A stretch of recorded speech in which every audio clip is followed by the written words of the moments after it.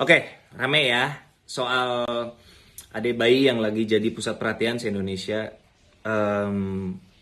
Gue mau bikin video ini dan gue bagi jadi 3 bagian. Yang pertama permohonan maaf, yang kedua adalah klarifikasi, dan yang ketiga adalah elaborasi atau penjelasan lebih lanjut tentang apa yang gue maksud. Yang pertama, gue mau minta maaf setulus-tulusnya dari dasar hati gue buat temen-temen yang punya niatan baik, punya niat tulus buat membantu, tapi merasa tersinggung atau merasa terlukai hatinya karena komentar gue. Gue minta maaf. Semoga niatan baik lo itu terlaksana dengan baik. God bless your heart. Semoga lancar semuanya. Itu yang pertama. Yang kedua, gue mau klarifikasi. Karena gue sejujurnya gak setuju banget sama orang yang bilang kalau gue juga berkonten gitu. Menjadikan bayi ini konten as in masuk ke dalam social media feed lo, anaknya, dan membahas fenomena tersebut adalah 2 hal yang berbeda dong. Masa di postingan gue ada yang komentar, ya lu juga ngebahas ini berarti kan lu juga jadiin dia konten. Enggak dong. Enggak. Beda, bener deh. Ini gue bukan denial, gue bukan defensif, gue bukan membela diri, enggak. Kalau kita mau kritisi satu-satu. Masalah postingan gue sama masalah itu ini 2 hal yang berbeda nih. Beda bro, beneran deh. Logikanya nggak gitu. Sumpah nggak gitu logikanya. Gue nggak terima kalau disamain ya. Jujur aja, beda soalnya memang beda.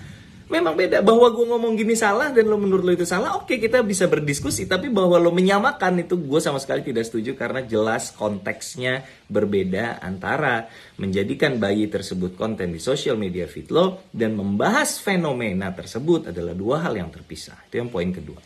Poin ketiga, soal elaborasi atau kenapa gue ngomong apa yang gue omongin. Pertama-tama gue mulai dulu dari merespon komentar bahwa kenapa sih apa-apa dikomentarin, apa-apa yang viral dikomentarin. Sebenarnya selama ini kalau lo lihat ya, emang gue berkomentar sih, tapi bukan berdasarkan seberapa viralnya, tapi mana yang buat gue mengusik, mengganggu gue. Buat orang lain mungkin belum tentu mengganggu, dan belum tentu semua yang viral gue komentarin. Coba lu cek deh postingan gue ketika kasus viral terakhir tuh, soal yang nenek-nenek di panti jompo. Apa gue membuat satu postingan pun tentang itu? Enggak. Kenapa? Karena ketika itu rame, kok secara batin gak ada yang mengusik gue segitunya sampai gue mau ngomong sesuatu. Ya udah, gue nggak ngomong gitu.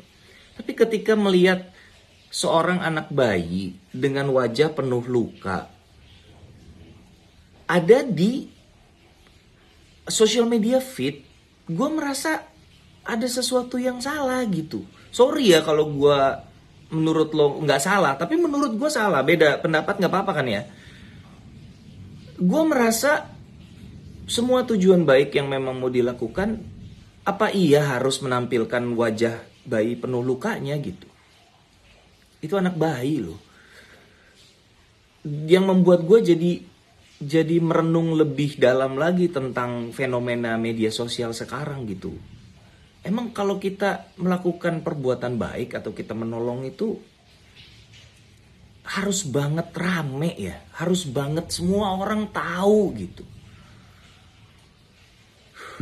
Bukannya kalau kita melakukan perbuatan baik, kalau kita nolong, kan yang merasakan dampaknya adalah orang yang ditolong, ya gak sih? Bahwa itu menjadi sesuatu yang ramai diperbincangkan, ya gue nggak tahu lah. Mungkin ada yang bilang, ya nggak apa-apa dong rame, jadi kan orang lain jadi lebih tergerak untuk menolong. Ya oke, kalau ada perspektif kayak gitu bisa jadi benar. Walaupun kalau ditanya ke gue, apa iya perlu gitu loh. Kita lagi bukan mau galang dana buat bencana alam yang kita harus bikin penggalangan dana massal dan isunya harus disebarluaskan. Ini hidup, kita lagi bicara hidup satu orang gitu, si bayi itu gitu. Jadi nggak tau lah ya, bisa jadi gue salah teman-teman. Gue nggak pernah klaim bahwa gue paling bener. Gue hanya bilang secara konsisten bahwa gue menyuarakan apa yang menurut gue bener, menurut gue, dan gue nggak selalu bener gitu. Jadi elaborasinya itu, kenapa gue ngomong begitu, karena gue nggak tega sama anaknya. dengan wajah yang penuh luka dijadiin konten video, konten foto gitu, buat gue nggak tega aja gitu. Dan kalau dibilang siapa lu, ya gue bukan siapa-siapa sih. Cuman ya itu tadi sih, jadi membawa gue ke level yang lebih apa ya, perenungan yang lebih luas lagi gitu, bahwa andai teman-teman ya, kita tuh bisa melepaskan diri dari candu sosial media ini, sehingga kita bisa berbuat baik tanpa perlu diumumin gitu.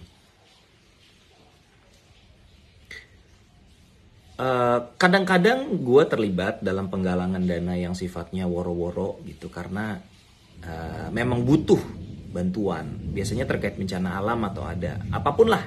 Kadang-kadang nggak bencana alam juga ada sih yang gue rame, yuk kita bantu sama-sama gitu. Tapi ada juga yang gue diem-diem aja gitu, dan gue nggak akan pernah ngomong, dan gue akan bilang sama siapapun itu ya, kalau memang gue lagi dalam situasi yang gue membantu orang yang nggak sering-sering banget, gue juga nggak mau sok mulia di depan lo pada, nggak sering-sering banget kok. Tapi gue bilang, gue pengen bantu, tapi syaratnya tolong jangan diposting. Udahlah, kita nggak perlu bikin rame gitu, karena tujuannya bukan itu.